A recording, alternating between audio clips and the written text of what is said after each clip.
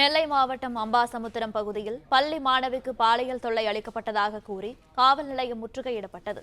கூடுதல் தகவல்களை வழங்குகிறார் எமது செய்தியாளர் தளவாய். தளவாய், வணக்கம். இது பற்றிய விரிவான விவரங்கள். வணக்கம். நெல்லை மாவட்டம் அம்பையில் உள்ள பள்ளியில் 10ஆம் வகுப்பு பயின்று வரும் மாணவிக்கு வழக்கறிஞர், அந்த பள்ளியின் செயலாளர், அவரின் ஓட்டுநர் மணிக்குமார் என்பவர் பாலியல் தொல்லை கொடுத்ததாக கூறப்படுகிறது. மேலும் 10ஆம் வகுப்பு மாணவியை இந்த விவகாரத்தை வெளியில் சொல்ல என்று மிரட்டி பள்ளியில் இருந்து மாற்று சான்றிதழ் வழங்கியதாகவும் கூறப்படுகிறது.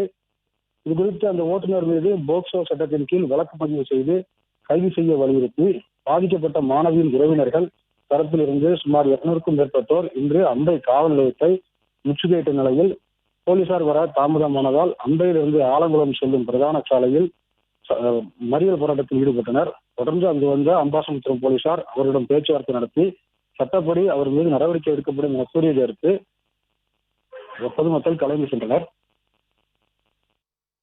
விவரங்களுக்கு நன்றி தளவாய். பிளே ஸ்டோர் மற்றும் ஆப் ஸ்டோரில் இருந்து பாலிமர் செயலியை QR கோடு மூலம் பதிவிறக்கம் செய்யுங்கள். செய்திகளை உடனுக்குடன் பெறுங்கள்.